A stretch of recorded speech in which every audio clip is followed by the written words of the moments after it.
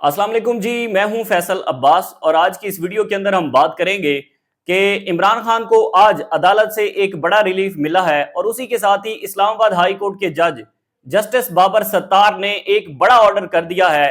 और वही जो इस इस्टेब्लिशमेंट ज़दा अदलिया के अंदर जस्टिस बाबर सत्तार जैसे जज जो है वो उम्मीद की किरण है।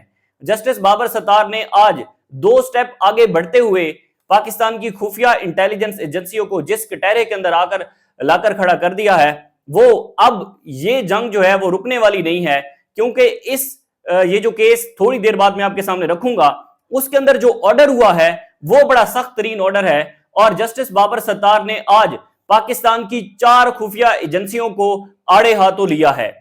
अब सबसे पहले अगर बात करें तो बुशरा बीबी ने एक दरख्वास्त दायर की थी इस्लामाबाद हाई कोर्ट इमरान खान और बुशरा बीबी की जानिब से।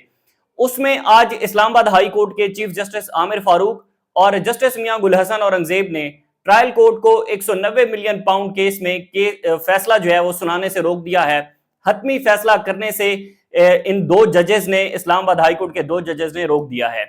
और बुशरा बीबी की बरियत के हवाले से दरखास्त थी। जैसा कि आपको मालूम है कि 190 मिलियन पाउंड केस इस वक्त हतमी मराइल के अंदर जो है वो जारी है और उसकी आज भी समाअत अडयाला जेल के अंदर हुई, जहां पर बुशरा बीबी और इमरान खान को उस कम्युनिटी हॉल के अंदर पेश किया गया। उस केस में आज इमरान खान को यकीनन ये एक बहुत बड़ा रिलीफ था कि अब ट्रायल कोर्ट जो है वो कोई हतमी फैसला नहीं सुना सकेगी जब तक इस्लामाबाद हाई कोर्ट कोई मजीद ऑर्डर नहीं करती। ये इमरान खान के लिए आज बहुत बड़ी खबर थी। उसी के साथ ही दूसरा बड़ा सख्त तरीन ऑर्डर जस्टिस बाबर सत्तार की जानिब से हुआ है। आपको इल्म होगा कि कुछ रोज पहले इस्लामाबाद से एक 17 साल लड़के फैजान को खुफिया एजेंसियों ने उठा लिया। अब उनके जो बाप हैं फैजान के, वो इस्लामाबाद हाई कोर्ट से उन्होंने रिजू किया और उस रिजू के अंदर उन्होंने फैजान की जो बाजियाबी है उसके साथ साथ उन्होंने आइन के आर्टिकल 199 के तहत फैजान को कौन लेकर गया, फैजान बाजियाब तो हो चुके हैं, लेकिन उनसे फैजान को कौन उठाकर ले गया इसकी तफ्तीश असल मुजरिम तक पहुंचने के लिए ये भी इस्तदा जो फैजान के बाप हैं उन्होंने अदालत से कर रखी थी। आज जो जस्टिस बाबर सत्तार ने ऑर्डर किया है वो ऑर्डर मैं आपके सामने रखता हूं, उसके बाद आपको अंदाजा होगा कि पाकिस्तान की खुफिया एजेंसियों के लिए ये एक बड़ी चार्ज शीट है जो जस्टिस बाबर सत्तार ने ऑर्डर किया है। अब जस्टिस बाबर सत्तार साहब ने ऑर्डर ये किया है, वो कहते हैं कि सबसे पहले तो जो इंटेलिजेंस एजेंसियां हैं इनको इस दरख्वास्त के अंदर फरीक बनाया जाए, यानी कि जो दरख्वास्त गुजार थे उनकी जानिब से खुफिया एजेंसियों को फरीक नहीं बनाया गया था। जस्टिस बाबर सत्तार कहते हैं कि आईबी, एफआईए, आईएसआई, एमआई के जो डायरेक्टर जनरल हैं उनको इस दरख्वास्त के अंदर फरीक बनाया जाए। आईएसआई के, आईबी के, एमआई के, एफआईए के, इनके डायरेक्टर जनरल को, उसी के साथ ही एयर चीफ और नेवल चीफ जो हैं उनके जो डायरेक्टर जनरल हैं उनको भी इस दरख्वास्त के अंदर फरीक बनाया जाए और उसके बाद जो चीफ कमिश्नर इस्लामाबाद हैं उनको भी इस दरख्वास्त के अंदर फरीक बनाया जाए। उसके बाद जस्टिस बाबर सत्तार अपने ऑर्डर में लिखते हैं कि ये तमाम लोग अदालत के अंदर आकर बयाने हल्फी दें कि जबरी गुमशुदगियां इस्लामाबाद के अंदर या पूरे पाकिस्तान के अंदर क्यों हो रही हैं। यानी कि ये बहुत बड़ा स्टेप है। अब ये जो 4 से 5 एजेंसियों को जस्टिस बाबर सत्तार ने फरीक बनाने की हिदायत की है, अब ये अदालत के अंदर आकर बयाने हल्फी दें कि भाई क्यों आपने एक शख्स को यहां से उठाया या अभी तक जो लोगों को उठाया गया उनके हवाले से। उसके बाद वो लिखते हैं कि रिपोर्ट दें, क्या उनको मालूम है कि फैजान को कौन लेकर गया था।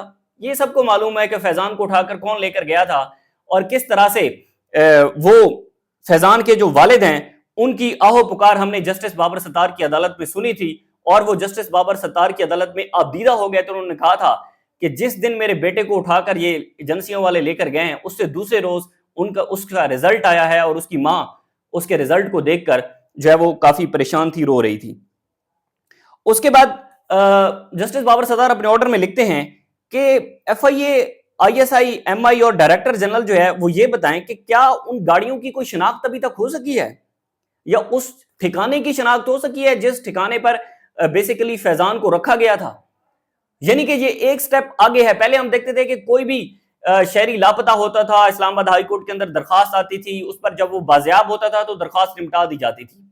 गुज़िश्ता समाअत पर फैजान इस्लामाबाद हाई कोर्ट में आए हुए थे, वहां पर हमारी उनसे मुलाकात भी हुई। मैंने बात करने की कोशिश की, लेकिन शायद अदालत ने उनको मना कर रखा है किसी भी किस्म की मीडिया से बात करने के लिए, तो उन्होंने इस बात पर रिफ्यूज कर दिया।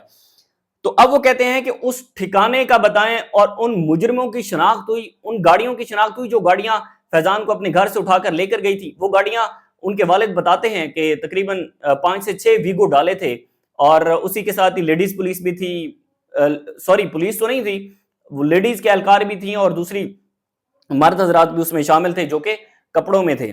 उसके बाद वो कहते हैं कि रियासत की एजेंसियां कौमी सलामती की नागजीर जिम्मेदारियां अदा कर रही हैं। पाकिस्तान की खुफिया एजेंसियों की यह जिम्मेदारी है कि उन्होंने कौमी सलामती को यकीनी बनाना है। लेकिन ऐसे जब फैजान जैसे 17 साल लोग बच्चों को उठाया जाता है, उसके बाद किसी भी एक मखसूस सियासी जमात के लोगों को जब उठाया जाता है, तो फिर यकीनन कौमी सलामती के लिए नागुज़ीर जिम्मेदारियां हमारी एजेंसियां अदा कर रही हैं। उसके बाद वो लिखते हैं कि खुलेआम शहरियों के घरों पर छापा मारना कौमी सलामती और रूल ऑफ लॉ के लिए बहुत बड़ा खतरा है।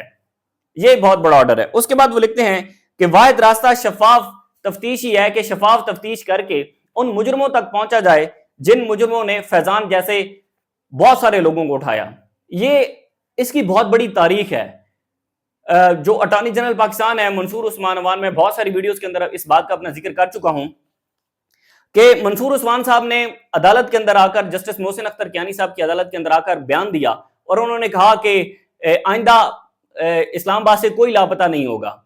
उसके बाद जब लार्जर बेंच ने इस केस की समाअत की थी, ये तकरीबन 2 महीने पहले की बात है, तो उसमें इमान मजारी ने अदालत को आकर बताया था कि जब से अटॉर्नी जनरल ने यकीन दहानी करवाई है, तब से लेकर 25 दिन बाद जब समाअत हुई तो 14 लोगों को मजीद उठा लिया गया था।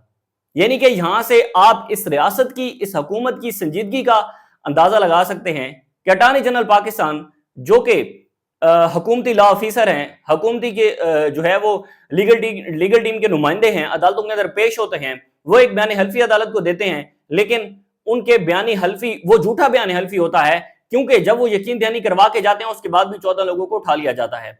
जस्टिस बाबर सत्तार यकीनन उन्हीं 6 जजेस में से हैं जिन जजेस ने एग्जीक्यूटिव के खिलाफ जो है वो विसल ब्लोअर बने और उन्होंने इस्लामाबाद हाई कोर्ट के 6 जजेस ने खत लिखा।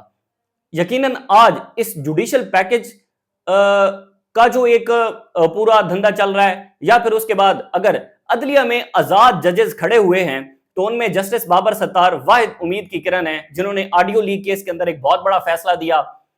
उसके बाद मुतअद्दिद और केसेस थे जिसमें जस्टिस बाबर सत्तार फैसला देते रहे, उनके खिलाफ एक गलीज घटिया मुहिम भी चलाई इन हुकूमती नुमाइंदों ने।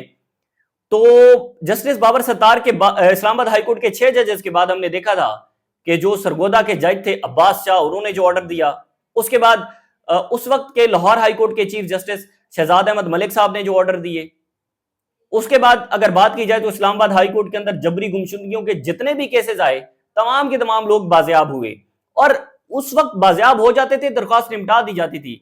लेकिन ये जो ऑर्डर जस्टिस बाबर सत्तार ने किया है, ये मेरे ख्याल में हुकूमत के लिए और पाकिस्तान की खुफिया एजेंसियों के लिए एक बहुत बड़ा उनके खिलाफ एक चार्जशीट है।